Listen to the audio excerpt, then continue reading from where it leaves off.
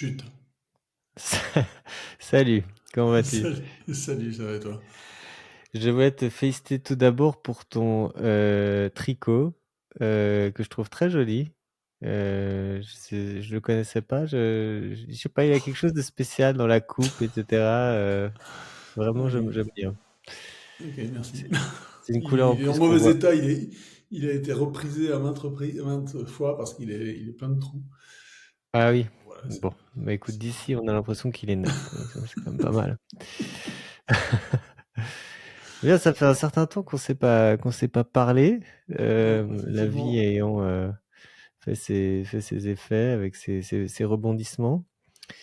Euh, Il y a un sujet que j'ai découvert hier soir parce que ça faisait des mois et des mois que j'avais plus écouté de podcast et puis je me suis dit tiens, je vais aller sur la chaîne du bon vieux Joe Rogan et je vais aller alors sur son YouTube et puis je vais regarder quels sont les podcasts les plus vus. Et alors, à mon grand étonnement, le premier était avec un gars complètement inconnu qui s'appelle Bob Lazar. Alors, peut-être que Attends, certains c'est qui pas nous Elon écoutent. Musk. Le premier, c'est avec Elon Musk. Alors, Elon Musk, c'est le premier en écoute parce qu'en fait, Ah, oui, il pardon. publie ailleurs. Enfin, ça dépend des plateformes. Il se trouvait que là, sur YouTube, c'était Bob Lazar et son acolyte dont j'ai oublié le nom. Euh, et, euh, et donc, voilà, je n'étais pas vraiment préparé. Je savais simplement ce que c'était la Area 51. Et donc, j'ai été emporté dans un tourbillon d'informations sur donc, le centre de recherche sur les extraterrestres aux États-Unis. Et donc, ce Bob Lazar, qui est pour ceux qui ne le connaissent pas, un physicien qui a été dans les années Un 80, ingénieur plutôt, non? Un ingénieur. oui, enfin, il se Ouais, présente comme, physicien. Ah, ok. oui, enfin, c'est à peu près la même chose. Et dans la fin des années 80, qui a donc été mis sur un projet secret où on l'a mis en face de vaisseaux spatiaux, enfin mais extraterrestres, avec des technologies complètement incroyables. Et donc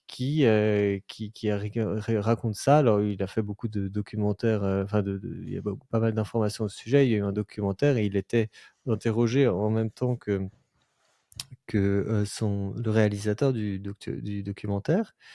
C'est une conversation qui a eu lieu il y a 4 ans, je crois. Et moi, j'adore les théories du complot. J'adore à chaque fois regarder des vidéos sur les théories du complot parce que il y a toujours le même. euh, euh, alors, ils se prennent toujours les pieds dans le tapis au même moment. Donc, si je prends un exemple de grand classique du genre, c'est, je ne sais pas si tu avais regardé ceux sur les grands bâtisseurs de pyramides avec des théories sur les alignements entre les continents, des civilisations antérieures à l'Égypte, mais bien plus avancées que nous aujourd'hui. D'ailleurs, Joe Rogan aime beaucoup ce sujet également. Et, euh, et en fait, ce que je remarque dans ces films documentaires, à chaque fois, c'est qu'il y a un fond qui est très intéressant au début, et puis tout à coup, la personne, le réalisateur, se sent obligé de partir dans des délires complètement fous qui discréditent complètement le propos. Et ça, c'est généralement ce qui se passe à chaque fois. Et c'est là où à chaque fois on se dit oui, bon, alors certes, ça remet peut-être pas en cause chaque point, hein, évidemment, mais ça discrédite largement le reste du propos. Et ce que j'ai trouvé très intéressant avec ce Bob Lazar, c'est que en fait, alors moi je n'y crois pas à son histoire, je pense qu'il a fabule, mais je trouve qu'il est extrêmement mesuré dans sa manière de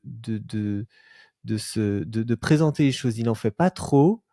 Il parle même aussi de choses qui lui-même l'ont étonné. Il donne des détails extrêmement précis, par exemple, sur des choses complètement... donc, sur quoi? Sur l'intérieur des vaisseaux et la manière dont il parle notamment d'une espèce de trappe à l'intérieur du vaisseau qui est en nid d'abeille et qui en fait est une structure qu'on peut une trappe sur laquelle en fait on peut marcher, mais on peut aussi l'éloigner, enfin la ranger grâce à cette structure en nid d'abeille, donc qui se range horizontalement mais verticalement, qui est très solide.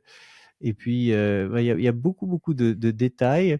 Et puis peut-être la seule faiblesse de là où il se discrédite un peu, c'est évidemment quand il raconte tout ce qui lui est arrivé. Alors apparemment le gouvernement s'en est pris à lui de façon assez violente. On a même effacé son nom des, des, euh, des anciens élèves du MIT, et donc pour le discréditer. Donc aujourd'hui, il prétend avoir étudié au MIT, et puis apparemment le MIT dit que non.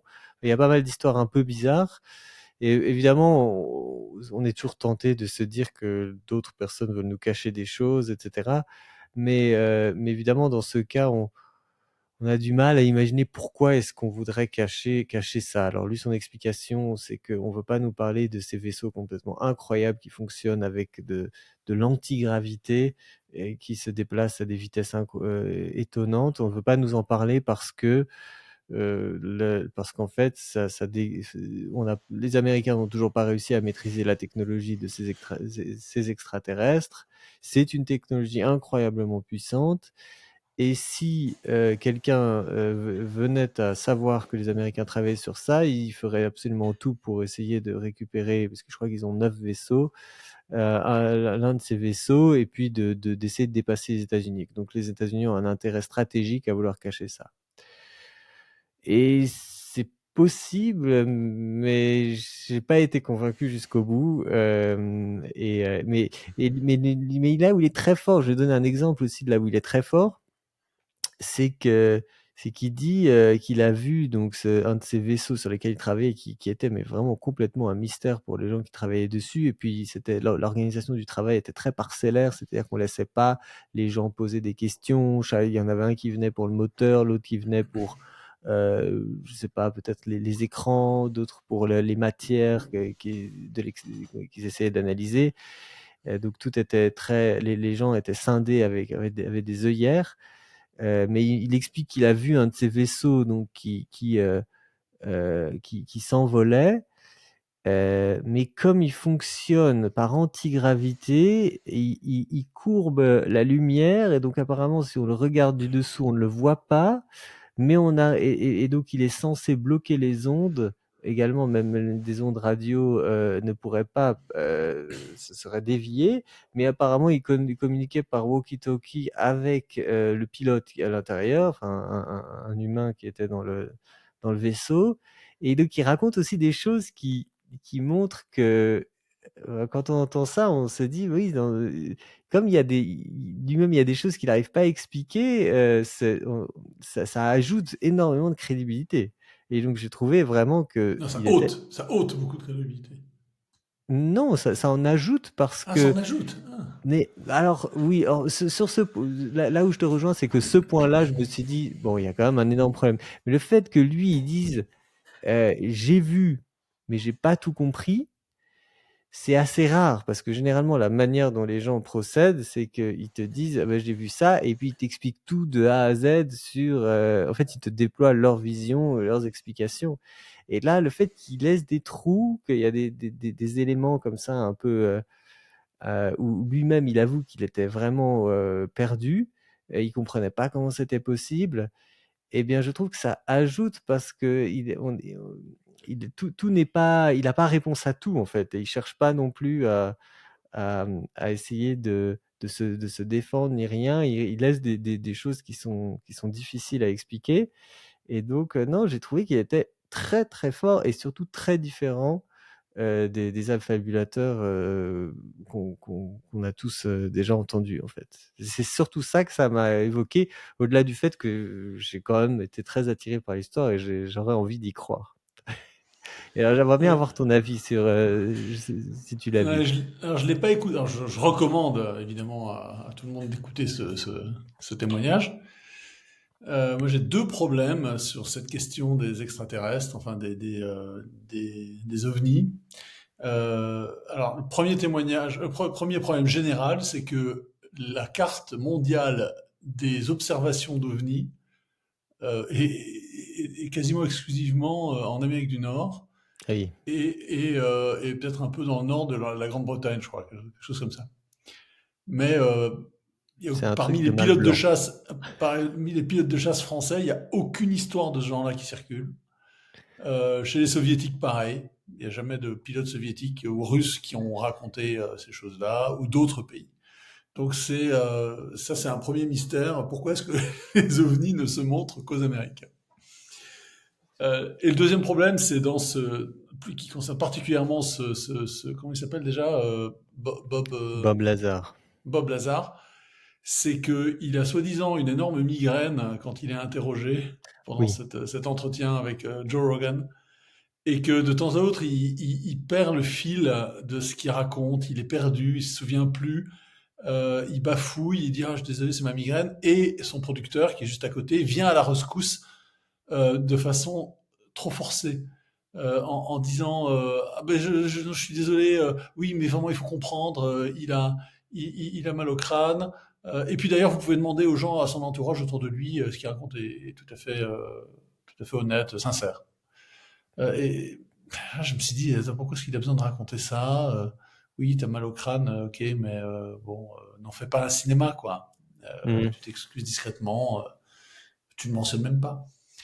Et ça, là, je me suis dit, oui, le mec, il est en train de nous raconter enfin, c'est vraiment curieux, quoi. Donc, oui, il a des détails et une façon de raconter les choses qui, par ailleurs, sont quand même enfin, très convaincants. T'as envie d'y croire. Mais tu te dis, mon Dieu, déjà, alors je l'ai pas écouté jusqu'au bout, j'ai écouté la moitié.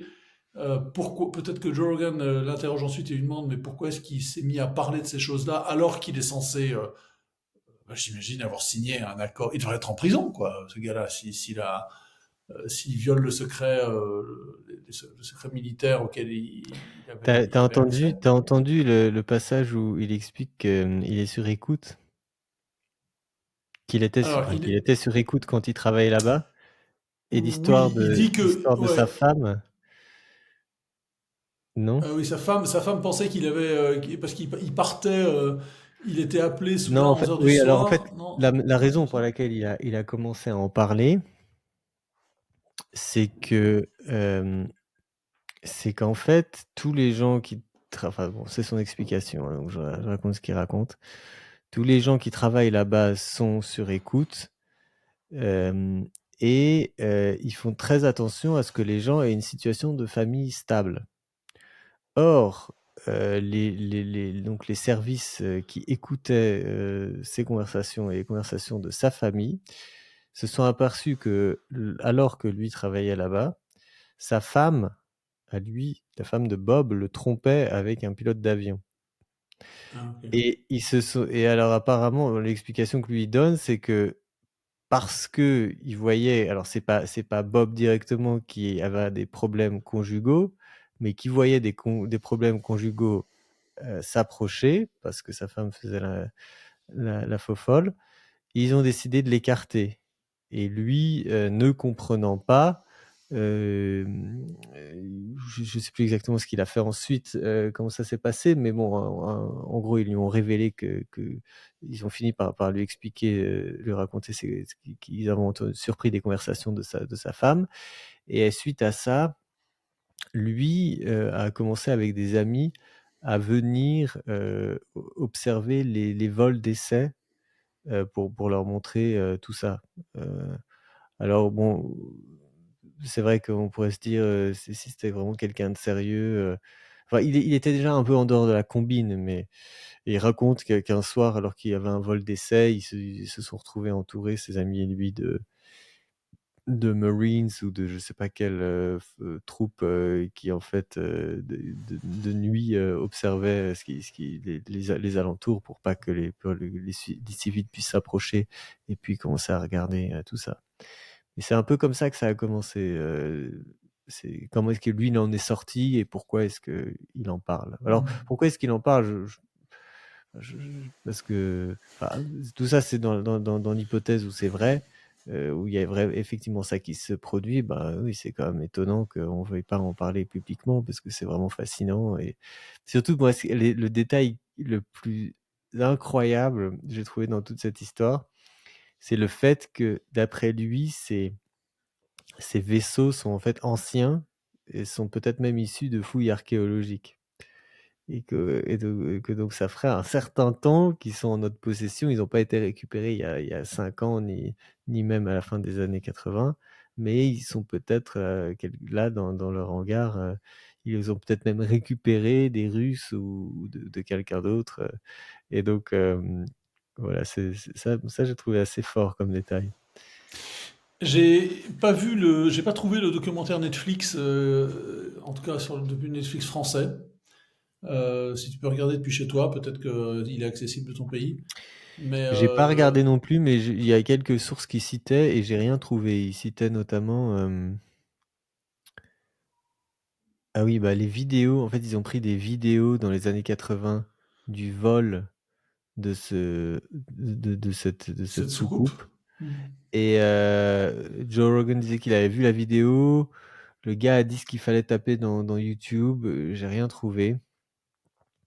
Mais bon, il disait que c'était des vidéos faites avec des caméscopes des Qui sont années de très mauvaise 80. qualité. Et le producteur, d'ailleurs, justement justifiait immédiatement en disant qu'on voyait voilà, c'est pas très clair, c'est les techniques de l'époque, on voit de la lumière, comme ça, on comprend rien, on comprend pas bien ce qui se passe, en Ouais. fait.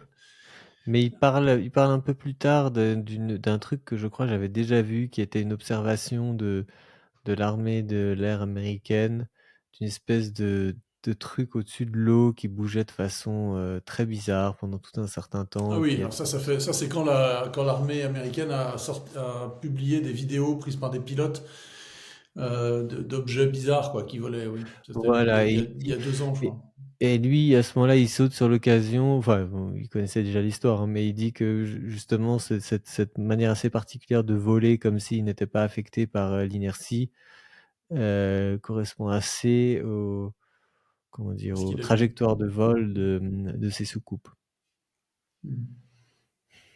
Et, donc j'ai pas vu ce documentaire-là, mais j'ai vu celui, et tu faisais au début allusion à cet archéologue amateur qui a publié, enfin qui a une série sur Netflix qui est pas mal, hein, qui est très intéressante. Ah, alors ça, Euh, j'ai pas vu. Moi, et c'était des choses un peu. qui était interrogé par Hogan, c'est un Anglais.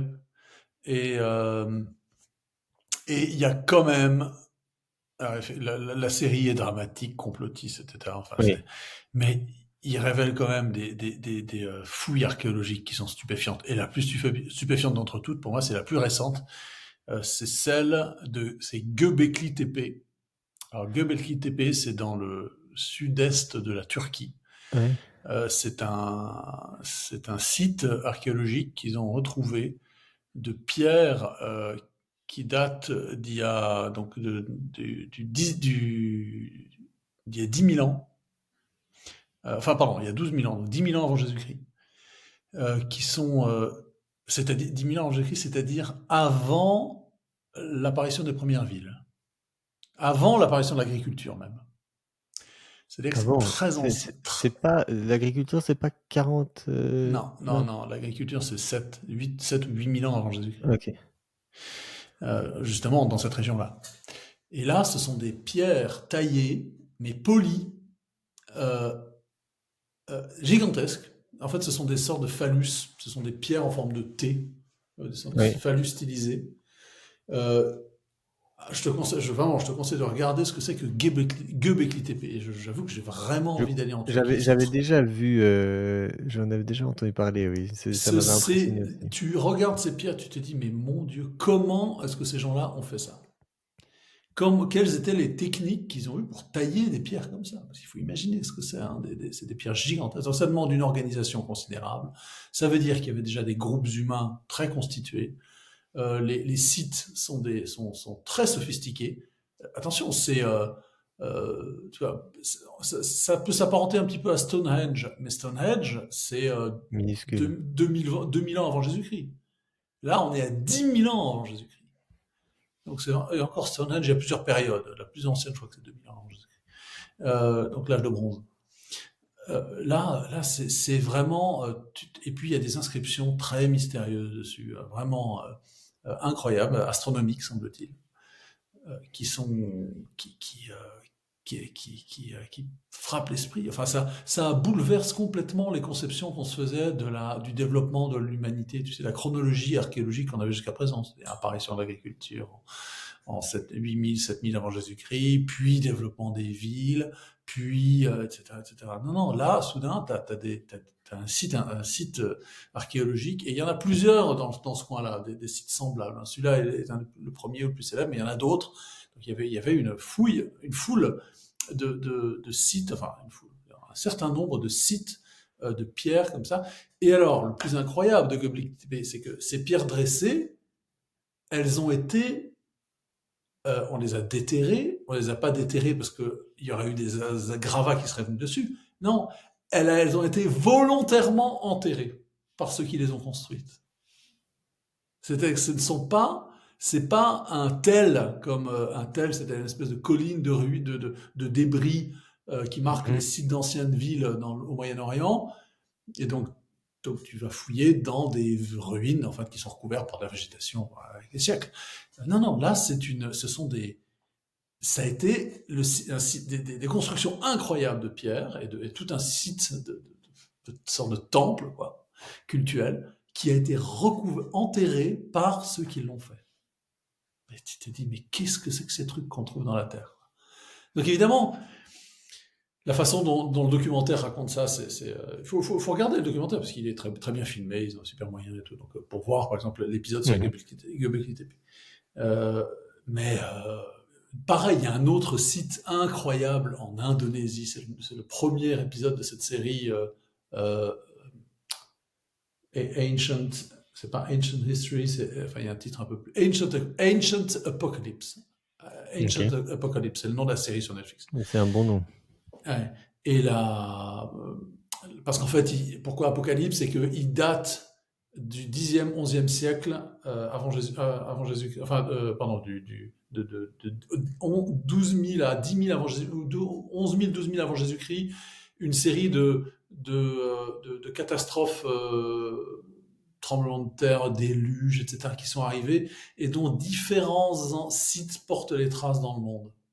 Ah oui. Et donc, lui, sa théorie, c'est qu'il y a eu des civilisations très sophistiquées avant cette période-là.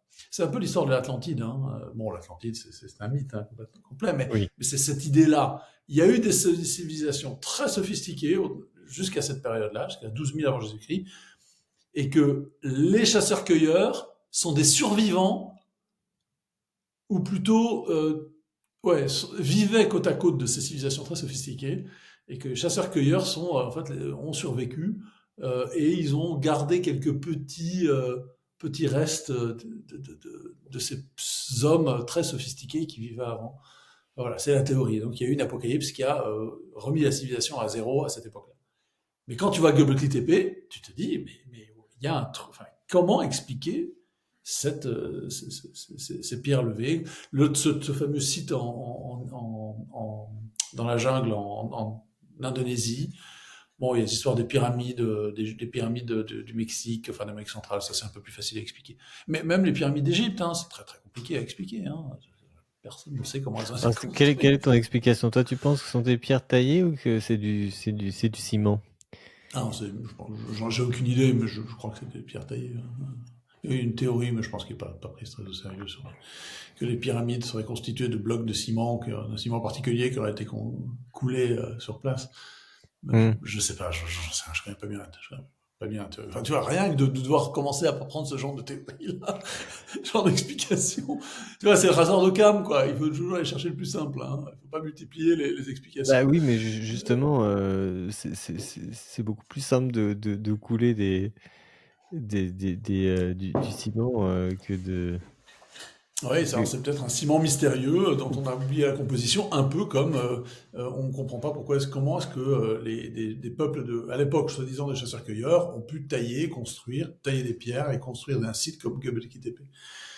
Mhm. Non, c'est vraiment. Et je m'étais retrouvé à un mariage. C'est bête, c'était il y a longtemps.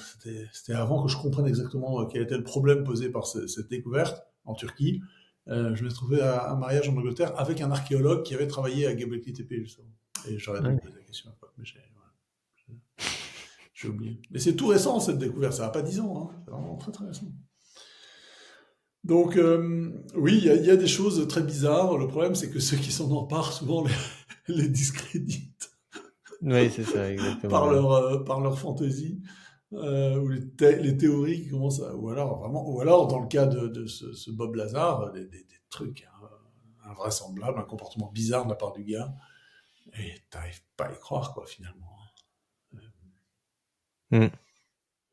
Bah oui, c'est surtout le fait que ça soit comme ça isolé, qu'il n'y ait pas d'autres signes, que soi-disant on nous cache ça, alors que je pense que les gens si ils étaient vraiment au courant, ils n'auraient de cesse que de partager cette Ouais, mais il y a une nouvelle. autre. C'est l'argument de Peterson contre la théorie du complot, contre les complots. C'est que personne, dans un complot, il y a toujours un mec qui finit par parler. Et donc Ouais, un complot, ça dure jamais. C'est- ouais, c'est ça, Et non, mais or, sur exactement. depuis, alors, donc il parle c'est dans les alentours de Los Alamos au Nouveau-Mexique, hein, pour que tout le monde comprenne.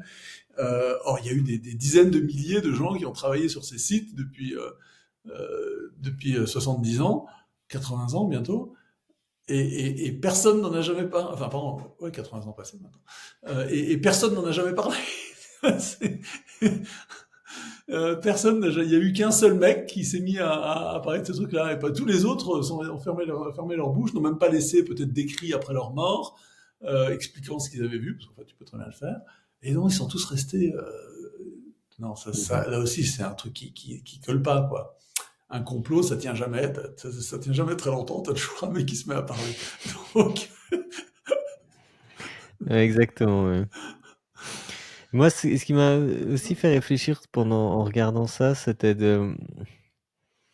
la description qu'il avait des extraterrestres qui occupaient ce vaisseau. Donc, il expliquait ils étaient que tout petits, ils c'est des étaient nains. tout Ah oui. petits et probablement, je crois, enfin, il faisait une espèce de corrélation entre leur degré d'avancement technologique et puis, enfin, une corrélation inverse, et puis le fait qu'ils étaient très peu musclés, en fait, parce qu'ils utilisaient tellement leur cerveau où ils avaient plus besoin de rien faire, puisqu'ils maîtrisaient une énergie telle qu'ils avaient pas besoin qu'ils étaient très, très éloignés de tout ce qui était corporel et qu'ils avaient finalement pas de muscles et que c'était assez analogue à notre développement à nous. Et ça m'a Ouais. vraiment intrigué parce que j'aimerais savoir ce que toi tu penses de s'il y avait une autre source de vie sur une autre planète, et à quoi est-ce que tu t'attendrais comme apparence? Parce qu'on a évidemment tout un tas d'artistes qui nous ont créé des aliens, etc., dans tous Et ils les nous sens, ressemblent toujours pas mal. oui, qui influencent beaucoup notre conception. Euh, mais toi, tu les vois comment en fait? Est-ce que tu penses qu'ils ressemblent, enfin que si en fait on relançait les dés de l'évolution à partir de zéro, est-ce qu'on retrouverait des formes qu'on a nous? Oui. Alors là, tu abordes un point que je connais bien, enfin bien, bon, sur lequel j'ai un peu lu. Euh, c'est que, alors, je ne vais pas répondre directement à ta question, mais je profite de ta question pour mentionner ce point qui est très important. Mhm. La pentadactylie, c'est-à-dire le fait d'avoir 5 doigts, ou la tétrapodie, le fait d'avoir quatre membres, c'est une structure du vivant qui n'est pas expliquée par l'évolution. Et il y a d'autres structures du vivant du même genre. Par exemple, les fleurs, les plumes, les fleurs, les angiospermes, et par exemple le nombre d'anneaux sur les 1000 pattes, le nombre Les de anneaux. segments sur les 1000 pattes. Ah, le segment. Ce sont des choses qui ne sont pas expliquées par l'évolution. Il n'y a pas de, il n'y a pas de fossile intermédiaire Par Ouais. exemple, il n'y a pas de fossile d'être à 3 pattes avant un être à 4 pattes. Il n'y a pas de fossile de vertébrés dépourvus de la pentadactylie. Ou qui aurait 3 doigts, C'est-à-dire que, 4 doigts, puis attends, 3, puis 5, enfin tu vois. oui, mais revenons sur Donc, non, je réponds à la tétrapodie. Il y a quand même ouais. souvent une symétrie, donc enfin, moi je Oui, verrais mais bien un peu passage de importe, 2 à t'es en train de parler de symétrie. Il n'y a pas de deux. Il n'y a pas de vertébrés qui n'est pas. Il n'y a pas de fossile de vertébrés qui n'aurait que 2 pattes. Ah oui, ouais. Il n'y a pas de fossile de transition de 1 à 2 ou de 2 à 3 ou 3 à 4. Et même quand tu dis oui, mais il y a la symétrie, ben oui, mais tu es en train de dire oui, mais il y a une chose Oui, il y qui a une est règle. Ouais. qu'il y a une règle, il y a des structures. Et alors, ça renvoie à une vieille, à la naissance des débats à l'époque de Darwin, entre Darwin et Owen. Owen, c'est le fondateur du musée d'histoire naturelle de Londres, qui avait sa statue jusque peu devant et qui a été retirée. Et Owen s'opposait à Darwin en lui disant, ben non, il était structuraliste, c'est-à-dire il disait, tout n'est pas pure adaptation. Il y a des choses dans le vivant qui ne s'expliquent pas par l'adaptation à l'environnement. Et par exemple, là, les fossiles, la plume, c'est très intéressant. C'est un organe. La plume, on dit souvent, oui, la plume, c'est une transformation des écailles ou des poils. Mais en fait, non. Dans la structure de la plume n'a rien à voir avec les plumes ou les écailles, les poils ou les écailles. C'est un organe qui n'a pas de forme transitoire précédente. Ah oui. Et c'est vraiment, c'est très bizarre. Et alors là, donc les structuralistes disent, oui, en réalité, le vivant, dans le vivant, il y a des ordres, un peu comme en chimie, dans la cristallographie. C'est-à-dire que les cristaux sont des expressions euh, de l'ordre interne, de l'ordre électronique des atomes ou des molécules, et qui déterminent la forme des cristaux. De la même manière, dans le vivant, il y a des formes comme ça euh, qui sont internes, qui sont dans l'ordre. Alors, certains en tirent un créationnisme, en disant, ben, donc c'est la preuve qu'il y a un ordre intelligent qui vient de quelque Oui. part, mais on n'est pas obligé de franchir le pas. On n'est pas obligé de dire qu'il y a, mais on peut dire oui, il y a un ordre dans la nature. Même que quand il y a des cristaux, tu dis pas que tu peux pas inférer de l'existence des cristaux, donc de l'ordre interne électronique, tu peux pas inférer l'existence d'un créateur. Bon, et bien de la même manière, en biologie, enfin en développement,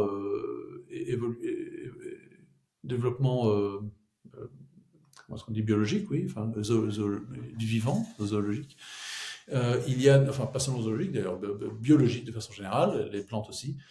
Il y a des ordres, il y a des choses comme ça, des structures qui ne s'expliquent pas par la macroévolution. Et donc, en fait, alors, ensuite, je répondrai à ta question. Je termine en disant, ben, la théorie de l'évolution adaptative à l'environnement de Darwin, elle explique des choses. Elle explique des choses qui sont tout à fait anodines finalement. La taille, la forme d'un bec, la couleur d'un pelage ou d'un papillon. Euh, voilà, ce sont des aspects euh, pas, enfin, finalement assez bénins du vivant. En revanche, la structure, pourquoi est-ce on a 5 doigts et 4 pattes? Pourquoi est-ce qu'il y a des plumes? Pourquoi est-ce que les scolopendres, enfin les 1000 pattes, ont toujours un tel nombre d'anneaux et qu'il n'y a pas je crois que c'est 7 ou 9, quelque chose comme ça. Il n'y a pas de forme qui en a 8 oui, il n'y en a pas qui ont été développées à 10 ou 12, enfin 11 ou 12. Euh, c'est quoi Pourquoi est-ce qu'il n'y a jamais eu un mammifère qui s'est mis à développer une 5e patte? euh, Ouais. Et puis, Pourquoi ne est-ce qu'il n'y en serait-ce a pas qu'il y a que, 3? Parce que ça serait quand même utile. Enfin, ça peut correspondre à une certaine adaptation. Par exemple, pourquoi est-ce qu'on a des tabourets? Pourquoi est-ce que les tabourets ont 3 pattes, 3 pieds? C'est parce que sur un sol inégal, c'est bien plus facile d'équilibrer un, un meuble, un siège qui a 3 pieds que 4. C'est pour ça que Oui. les tabourets ont souvent 3 pieds. Cela Donc il y a une dit, espèce. Ah ouais. j'ai une objection. Ouais. C'est la queue des singes. La queue des singes, ce sont les. Bon, pourquoi c'est une objection? C'est juste la Ah, colonne parce que c'est un, vertébrale. c'est un, c'est un cinquième membre Ah, non, qui non, peut. bah oui, alors, Enfin, ça il peut n'est pas servir équivalent aux autres, préhense. hein, mais. Ça peut servir, oui, on peut aussi. Et d'ailleurs, j'y Faire des lignes pensais, il n'y a verticales. pas de. Je ne suis pas très très fort en zoologie, mais est-ce qu'il y a des. C'est ça le. C'est ça le livre, enfin l'auteur Ouais, principal sur le sujet ok. qui reprend les travaux. C'est formidable, hein, c'est Hmm. vraiment. C'est très très technique, hein, mais. Est-ce qu'il y a des êtres vivants qui ont ne serait-ce qu'un œil? Des cyclopes?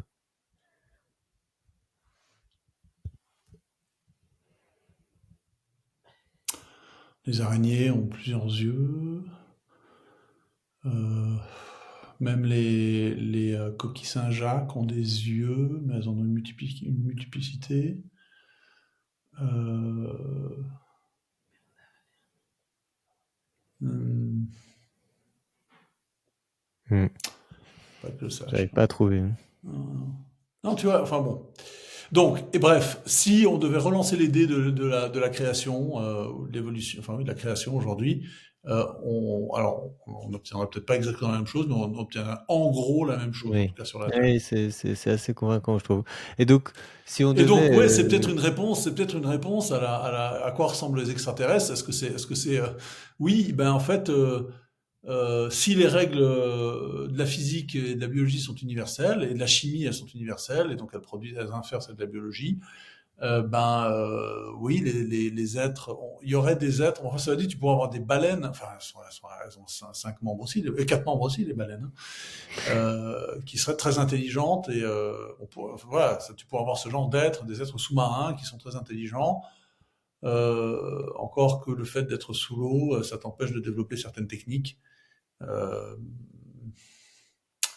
et puis comme le feu. comme le feu, par exemple, ce qui est quand même assez important pour la technologie.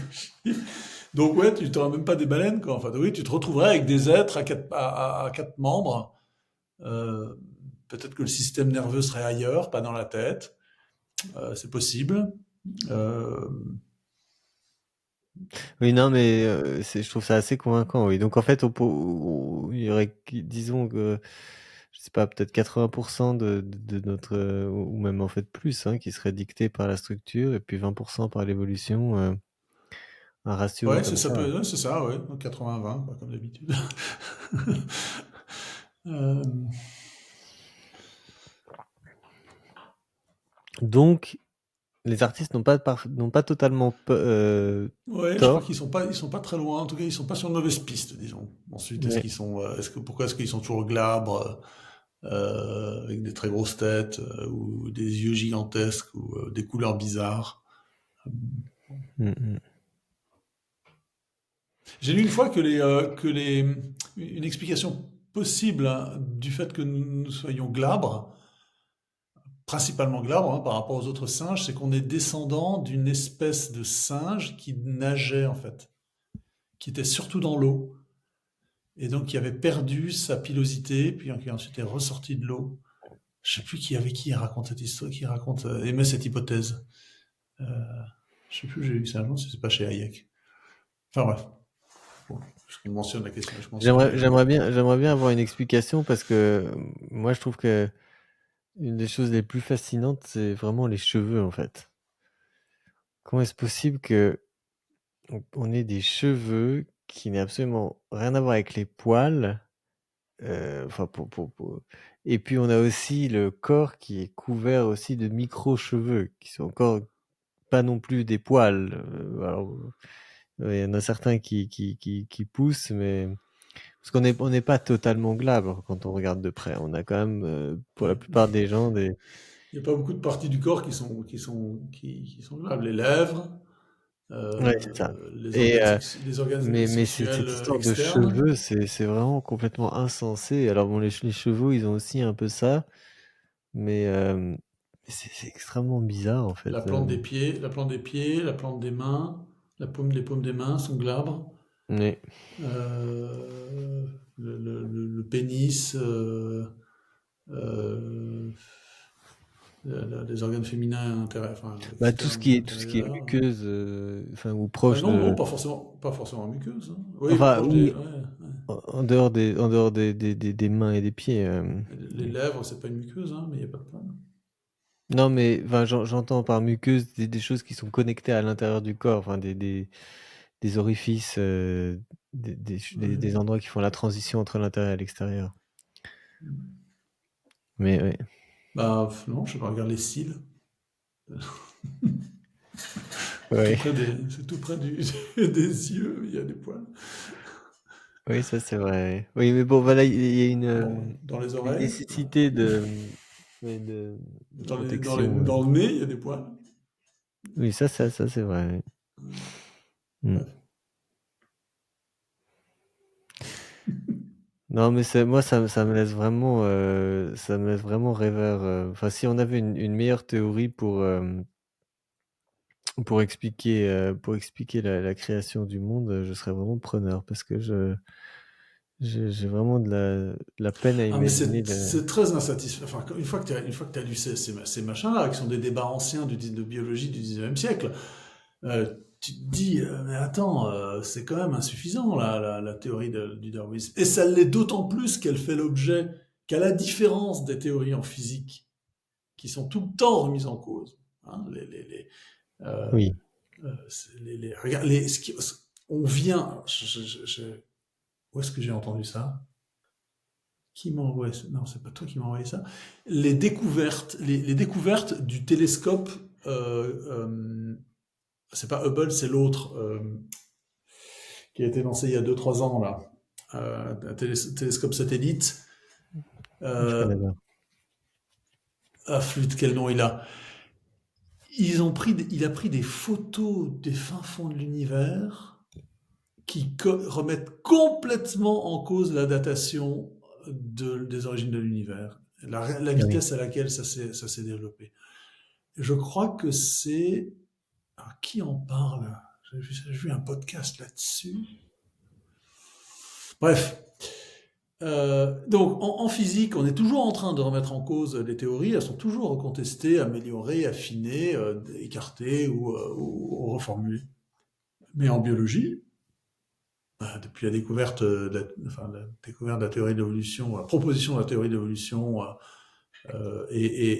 puis l'ADN, on a une espèce de vénération. Alors il y a des biologistes et ce bouquin en parle. Hein, il y a l'école Evo-Devo, donc développement évolutionniste, c'est-à-dire la manière dont les êtres, c'est pas l'embryologie, mais ça se rapproche. Euh, qui, qui, euh, qui timidement commence à poser des questions dérangeantes pour le darwinisme, en disant finalement darwinisme ça explique une toute petite partie comme je l'ai dit tout à l'heure, d'aspects ou de l'adaptation des êtres à l'environnement. Euh, mais il y a plein d'autres choses qui sont pas du tout explicables comme ça. Et quand on entend par exemple un Peterson qui invoque la théorie de l'évolution comme si c'était un révélé, enfin, c'est quasi biblique quoi, tu vois, c'est un Oui. dogme absolu. Et je suis pas en train d'essayer de substituer par le créationnisme, hein, pas du tout. Hein. C'est pas du tout mon souci. Mon souci, c'est d'essayer d'expliquer des choses voilà, sans aller chercher un Deus ex machina, mais te dire voilà, d'où ça vient. Quoi. Pourquoi est-ce qu'il n'y a pas de fossiles qui ont 4 doigts avant d'en avoir 5 ou 3 Ouais. C'est ça le truc. Non, Hein. oui, c'est vrai que t'as raison, j'avais pas pensé, mais effectivement, la biologie ne semble pas vraiment faire tant de progrès que ça, hein. Ouais, il y a pas, c'est pas, disons qu'il n'y a pas la même vigueur hein, intellectuelle qu'en physique. Où, euh, où là, vraiment, il y a des choses incroyables qui sont découvertes. Je sais pas si t'as... Enfin, il y a 2 ans, je m'étais passionné pour le prix Nobel de physique qui avait été accordé à un Français pour des travaux en optique qui prouvaient que ouais, qui prouvait que Einstein avait tort sur une de ses théories, euh, sur le fait que Il y a l'histoire des ondes gravitationnelles aussi. alors il y a l'histoire des ondes gravitationnelles en plus, oui, qui a été découverte récemment. Enfin bref, t'as tout le temps des trucs incroyables qui Mhm. bouleversent. Mais sinon, en biologie, c'est mineur les découvertes, hein. Et donc, gare à ceux qui essayent de proposer des théories alternatives. Alors, la même chose existe en physique, hein, mais bon, ça fait longtemps que les écoles. Il n'y a pas de pape quoi, en physique, hein, comme en biologie. Parce que très vite, Ouais. Einstein a été contesté par Niels Bohr, enfin, etc. J'avais aussi envie de t'interroger sur un sujet un peu différent.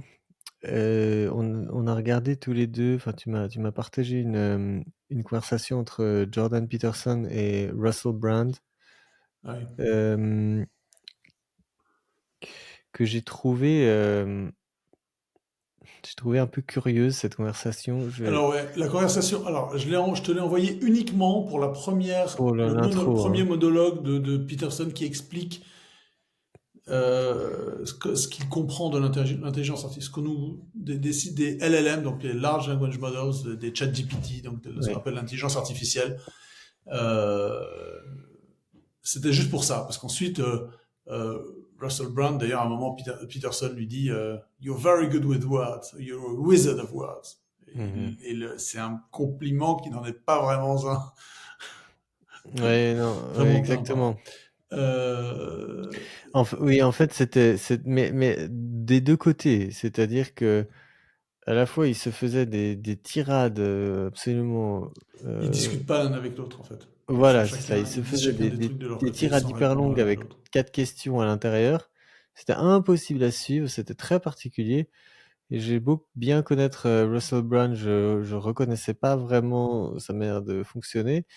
Et Peterson aussi, je le trouvais un peu bizarre en fait. Et ça m'a un peu troublé parce que finalement c'était très intéressant. J'ai jamais vraiment entendu parler Russell Brand de religion et de voir que tout à coup encore un qui s'intéresse. Enfin, c'est un peu comme Ouais, alors j'ai quelque euh, chose à dire là-dessus. Shia LaBeouf qui avait donc il a cette fameuse conversation que j'aime beaucoup qu'il a eue avec le Bishop Robert Barron, je crois qu'il s'appelle comme Ouais. ça, euh, au sujet de Padre Pio, qui était un film qu'il avait fait.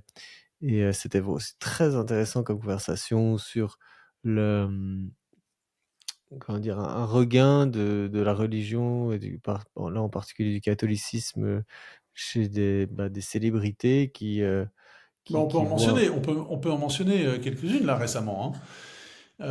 On peut Oui. mentionner la femme de Jordan Peterson, Tammy Peterson, qui a été reçue dans l'Église catholique à Pâques, là, il y a 2 mois, enfin il y a 1 mois. On peut mentionner Candace Owen, alors Ah oui. qui a eu donc la journaliste podcasteuse là, qui est un peu un peu farfelue. Elle a fait une émission débile sur la théorie du complot autour de Brigitte Macron qui serait un homme. Donc ça c'est en débile.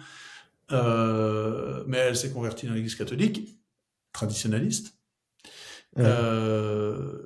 Russell Brand qui se fait baptiser. Alors Russell Brand s'est fait baptiser dans la Tamise. C'est pas baptisé, je sais pas qui l'a baptisé. Mais bon, je crois qu'il prit le chapelet, etc. Euh,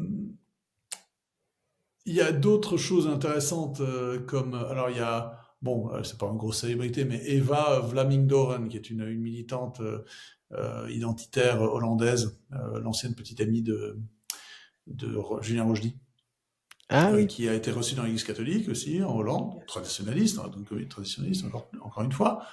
Euh, Tom Holland, l'historien, qui l'année dernière a sorti un bouquin qui s'appelle Dominion, qui change complètement un bouquin d'histoire sur les raisons pour lesquelles le christianisme est tellement prégnant encore dans la société, pourquoi c'est le système d'idéologie la plus, le système d'idées qui a eu le plus succès dans l'histoire de l'humanité.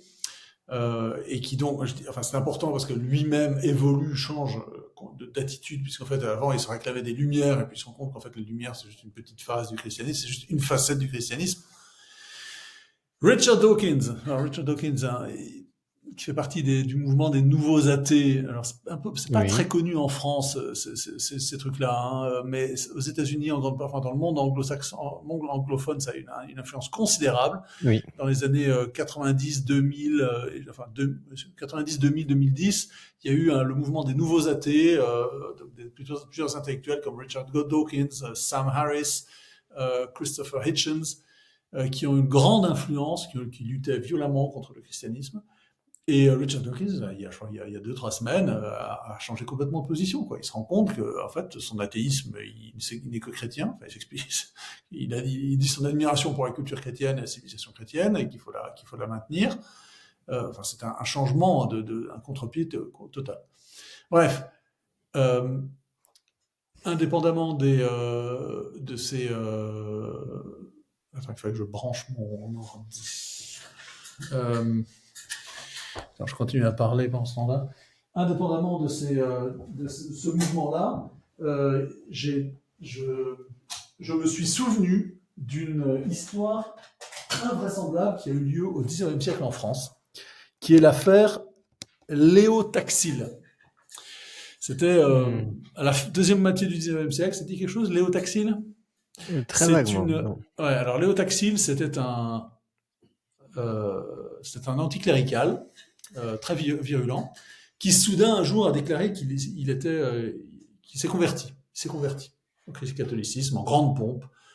Et alors toutes les personnalités catholiques de l'époque se sont entichées de lui comme héros, tu vois, dans le coup de Tourkampf, dans la guerre culturelle qui existait entre l'Église catholique et les forces, on va dire, libérales, enfin, en tout cas anticléricales de l'époque, en Europe, en Allemagne, en Italie, en France, en Espagne aussi, au Mexique. Mhm.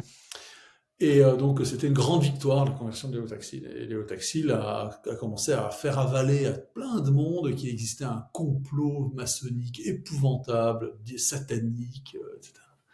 Et puis au bout de quelques années, lors d'une conférence où il s'apprêtait à révéler des grands secrets, il a annoncé de façon tonitruante qu'en fait il s'était moqué, que tout ça était une supercherie, qu'il s'était moqué des catholiques, de l'Église, que sa conversion était un jeu. Et donc, et alors évidemment, tous ces gens-là se sont retrouvés, qui se réclamaient de lui, se sont retrouvés ridicules d'avoir été les victimes de les dindons de la farce que Léo Taxil avait joué. Et donc à chaque fois que maintenant je vois arriver des personnalités, surtout à la Russell Brand, qui sont quand même des clowns bizarres, je me dis toujours, bon bah écoute, très bien, c'est très bien qui essaie de changer de vie, parce qu'en plus il avait quand même une vie assez curieuse, hein. Euh, bon bah très bien, super, mais bon, euh, attendons un peu, quoi. Enfin, ne nous emparons Moi, pas de ces exemples-là. ouais, quand j'ai entendu ça, j'ai tout de suite pensé en fait à un peu un effet de mode.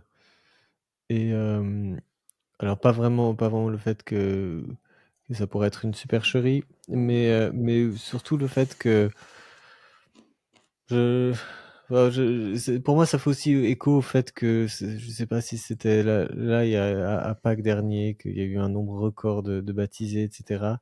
Je me demande Oh, vraiment. ça c'est un effet statistique, Ouais, c'est absolument négligeable, absolument négligeable. Enfin statistiquement, c'est insignifiant. ouais.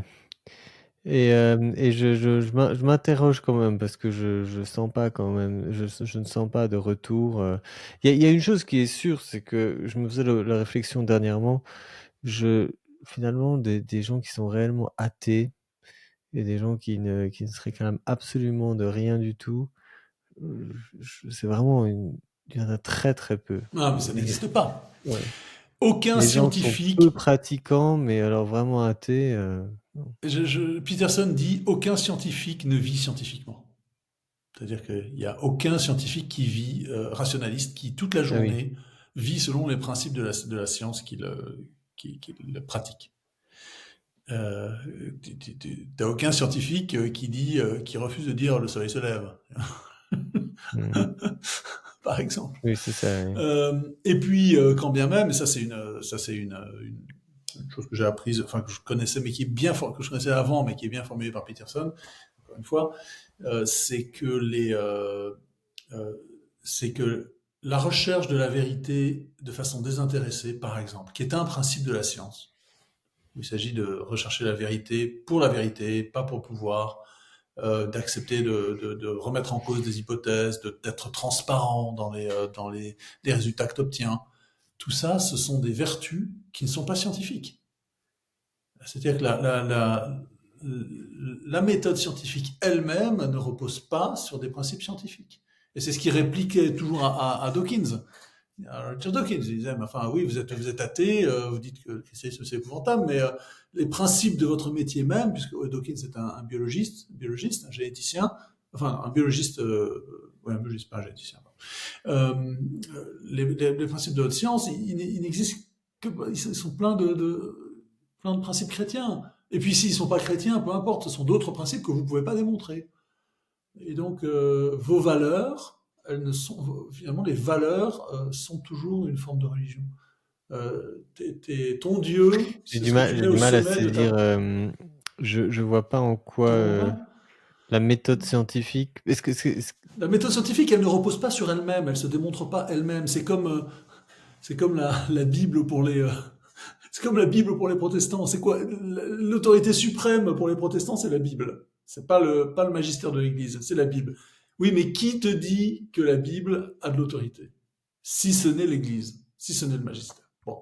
Eh bien, de la même manière en science, qu'est-ce qui te dit que les principes selon lesquels tu pratiques la science, la morale scientifique, si tu veux, une morale scientifique, hein, je répète, hein, la recherche désintéressée de la vérité, la transparence dans les résultats, accepter de remettre en cause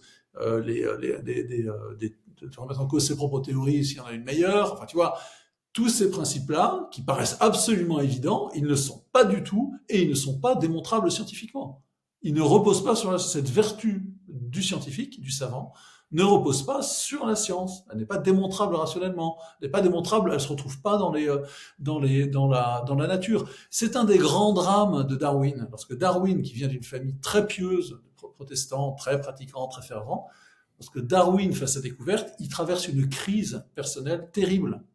Parce qu'il se rend compte que ce qu'il vient de découvrir, c'est-à-dire la sélection survival of the fittest, donc la survie du plus fort, c'est une remise en cause complète de la morale occidentale chrétienne. Si jamais tu vois, la biologie ne démontre pas les droits de l'homme, en gros. Hein. La biologie démontre que c'est que plutôt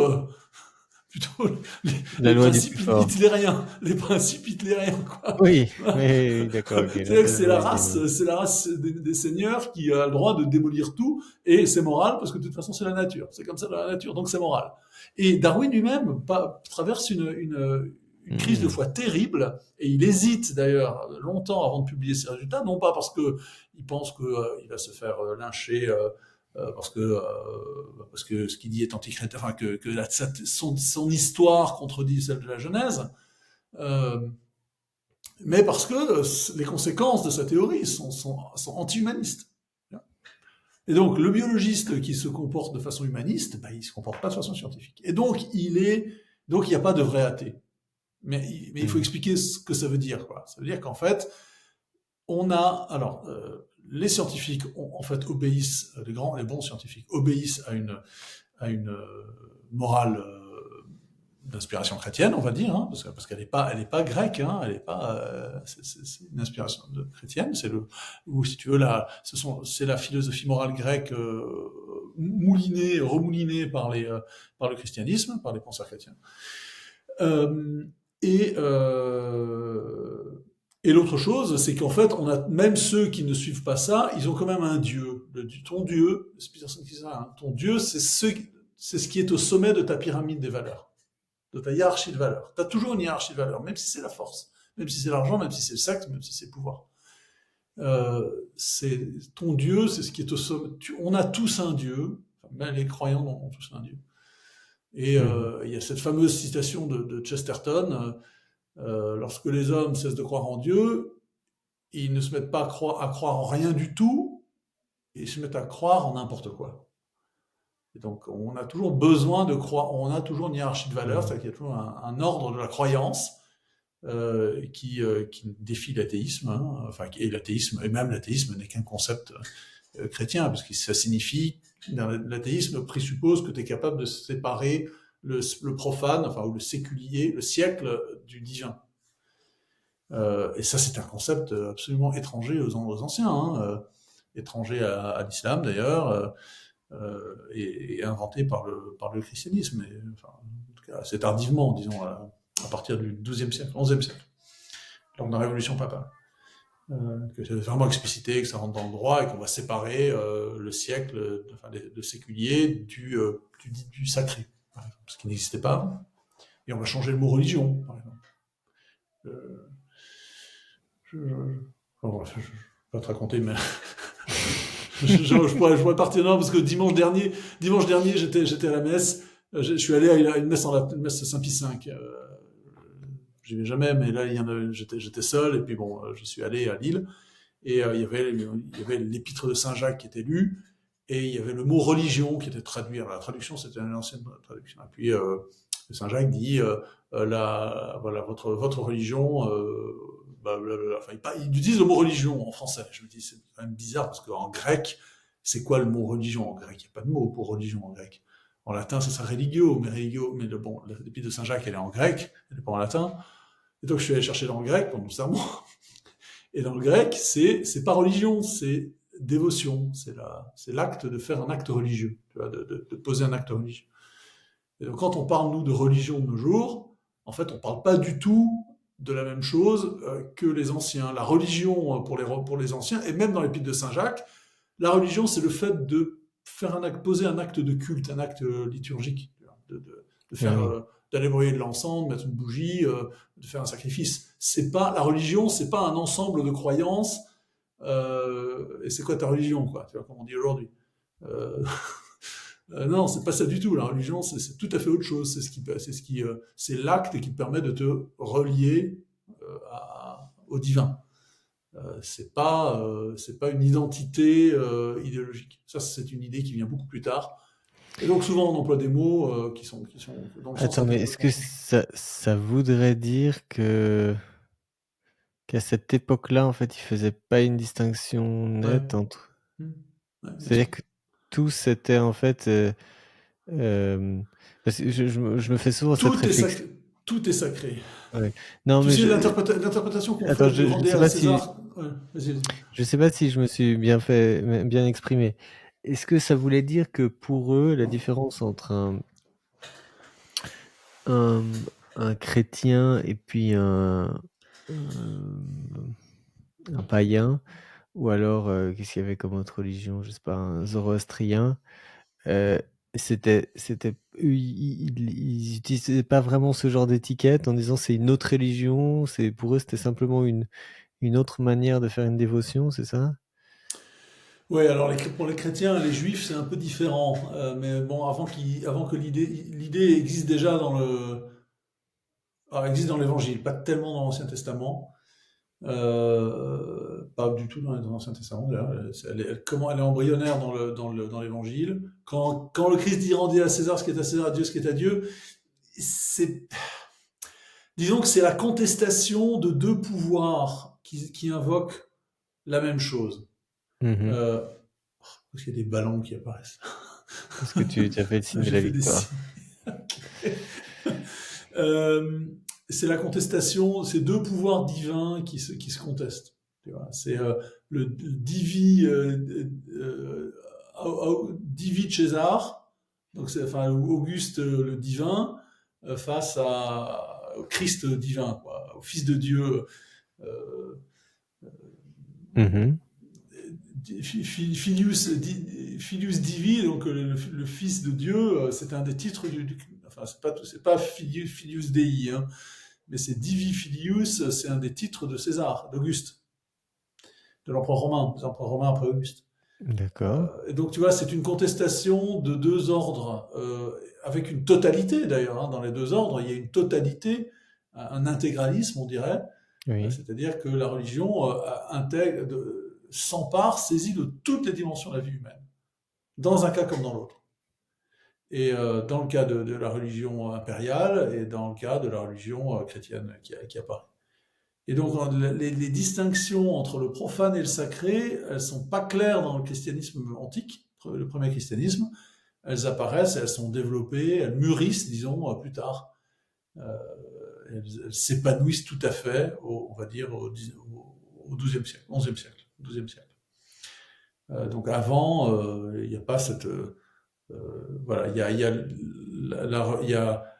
y a le culte. Quel est le vrai culte que tu rends? Est-ce que tu rends un vrai culte? Alors, on prie pour. Alors, il y a déjà les germes de cette distinction, par exemple dans les épîtres de Saint Paul.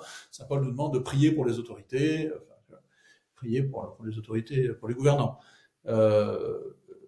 Mais sous-entendu, c'est pas le vrai Dieu, quoi. Il y a une contestation du pouvoir divin qui est le génie de l'Occident, qui a donné lieu à notre société et à toutes ces merveilles. Elles sont originaires de là. C'est incroyable de se dire que ces gens n'avaient pas forcément les mêmes concepts que nous, en fait. D'essayer de se projeter ce que ça représentait, J'ai récemment grâce à Tom Holland, à une conférence de Tom Holland sur l'islam. Il dit ça s'appelle déradicaliser Mahomet. Mm-hmm. Les biographies de Mahomet, on en a déjà parlé, je crois, je sais plus. Les biographies de Mahomet qu'on a aujourd'hui, elles datent de quasiment, les toutes premières, quasiment 2 siècles après sa mort supposée, en 632. C'est au début du 8e siècle qu'on a les premières biographies de Mahomet. Et plus les biographies sont tardives, plus elles fleurissent, elles sont précises en détail. Okay.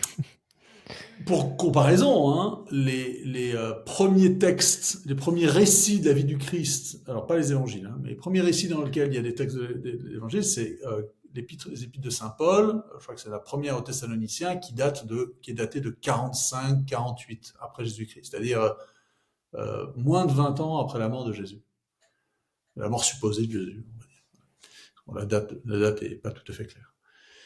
Quelle date? La date de l'épître ou de Jésus? Non, de la mort du Christ. Moi, je pense que c'est 31, mais tout le monde n'est pas d'accord. Les évangiles, donc qui sont c'est pas des biographies de Jésus, pas tout à fait. Enfin, elles contiennent des récits biographiques, des éléments biographiques certains. Les premiers évangiles datent de 60, celui de Saint Marc. En tout cas, des traces 60, et le dernier qui est peut-être celui de... Alors ça dépend des parties, mais enfin ça dépend. La fin de Saint Jean doit dater de 90, quelque chose comme ça, et Saint Luc c'est de 80. Donc c'est beaucoup plus tôt, tu vois. C'est dans les 50 à 60 ans. C'est comme si aujourd'hui on écrivait une biographie de Léon Blum. Tu peux aller chercher des témoignages des gens qui ont entendu parler de Léon Blum ou des gens qui l'ont connu, qui vivent encore. Enfin, tu vois, c'est à peu près ça. Et donc, les récits de Mahomet, donc ils n'ont aucune fiabilité historique. Ce qu'on raconte de Mahomet, aucune fiabilité historique. On dit qu'il est mort en 632. Le problème, c'est que par exemple en 634, il y a un auteur chrétien qui parle d'un prophète arabe qui est à la tête d'une armée et qui sévit dans la région. C'est-à-dire 2 ans après la mort supposée de Mahomet. Bon, bref. Donc, où est-ce que je veux en venir? C'est qu'en fait, ces textes, en fait, tu vas dire, oui, ok, ces biographies de Mahomet, c'est n'importe quoi. Tout est faux dans ce qu'on raconte de Mahomet. Tant ce qui est horrible, tant si tu veux t'en réclamer comme exemple, comme modèle, donc les islamistes, que si tu veux le critiquer, en disant que Mohammed est un imposteur, un horrible homme, pardon, pas un imposteur, mais un homme horrible, affreux, pédophile, violent, etc. Sauf que si tu te dis, oui, mais si tu finis par te dire que les textes en fait sont faux, n'ont pas de contenu biographique fiable, eh bien dans ce cas-là, il faut leur donner une autre conséquence, une autre importance. Et de la même manière que les évangélistes n'essayaient pas d'écrire une biographie de Jésus, on n'a pas de description physique de Jésus, C'est pas du tout leur intention n'est pas de faire une biographie de Jésus, parce que personne ne faisait de biographie de quiconque à l'époque, le genre littéraire n'existait pas. Bien de la même manière, les auteurs des biographies, des vies de Mahomet font autre chose. Ils sont pas en train de raconter la vie de Mahomet. Ils sont en train de raconter autre chose. Donc tu vois, c'est encore une fois un déplacement conceptuel, de ne pas faire d'anachronisme lorsqu'on lit des textes comme ça. De la même manière que les mots eux-mêmes, le mot religion, religio, n'est pas le même pour les latins que pour nous aujourd'hui, pour les romains que pour nous aujourd'hui.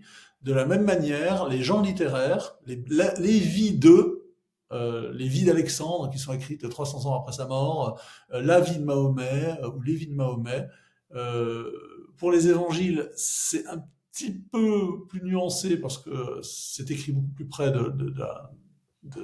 des événements qui sont censés être racontés. Donc il y avait des gens qui les avaient vus et donc des gens auraient pu critiquer en disant c'est pas vrai, c'est pas comme ça que ça s'est passé, j'y étais ou voilà machin qui y était qui a dit autre chose.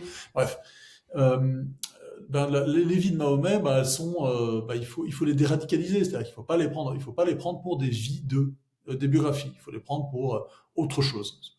Ensuite, je suis pas un spécialiste des textes du 9e, des gens littéraires du 9e siècle à Bagdad, 8e, 9e siècle, mais voilà. Et donc, c'est vraiment... c'est immense en fait, hein. Ces décentrements, cette étrangeté chronologique à travers les âges auquel on est confronté. Et puis surtout le manque de catégories, puisqu'en fait, et on va revenir à l'histoire on est des poissons rouges. Le christianisme pour nous, pour tous nos contemporains, c'est l'eau des poissons, c'est le bocal de poissons rouges, des poissons rouges qui sont dans un bocal. C'est on ne respire, on ne voit, on baigne que dans des concepts chrétiens, dans des catégories chrétiennes, qu'on les réfute, les outils même pour les réfuter sont chrétiens.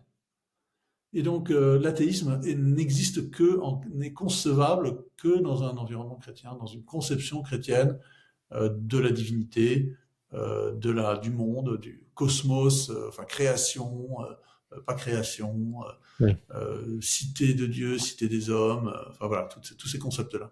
Et donc on n'a même pas les mots pour comprendre. J'écoutais une biographie du premier empereur de Chine, donc 300 avant Jésus-Christ, premier, qui fait historique, hein, parce qu'il y a des légendes avant. Et tu ne comprends pas, c'est une époque qui est complètement étrangère. On ne pige pas ce que c'est, quoi. Comment les gens, quelles étaient les catégories mentales qui présidaient à ces époques, et beaucoup plus proches de nous géographiquement ou même historiquement, chronologiquement, c'est pareil. Oui, et un des exemples qui me fascine beaucoup, c'est la notion d'honneur encore jusqu'au 19e siècle, en fait, des duels. Pourquoi est-ce que c'était on pouvait comme ça mettre sa vie en jeu pour des questions d'honneur de façon si triviale, qui paraissent triviales aujourd'hui et que c'est incroyable le changement. Et pourtant, il y a beaucoup, quand on lit des écrits de ces gens-là, il y a quand même beaucoup de choses qui nous sont très communes sur, je sais pas, l'humour ou plein d'éléments, des découvertes qu'ils ont faites qui sont encore très actuelles. Mais cette catégorie... sous certains aspects, oui, il y a des choses qui nous sont très étrangères. Ouais. Il y a un fond d'expérience commun, hein, qui demeure évidemment d'expérience humaine. Hein, oui. Les passions, les aspirations, encore l'honneur, par exemple, c'est pas tout à fait ça. Les aspirations un peu plus larges, elles sont communes. Mais il y a quand même des choses où ces gens-là sont notre espèce, hein. C'est pas les mêmes. Pour revenir aux extraterrestres. Ouais. Bien, écoute, je te remercie. Je t'en prie. Bonne soirée à toi. Salut.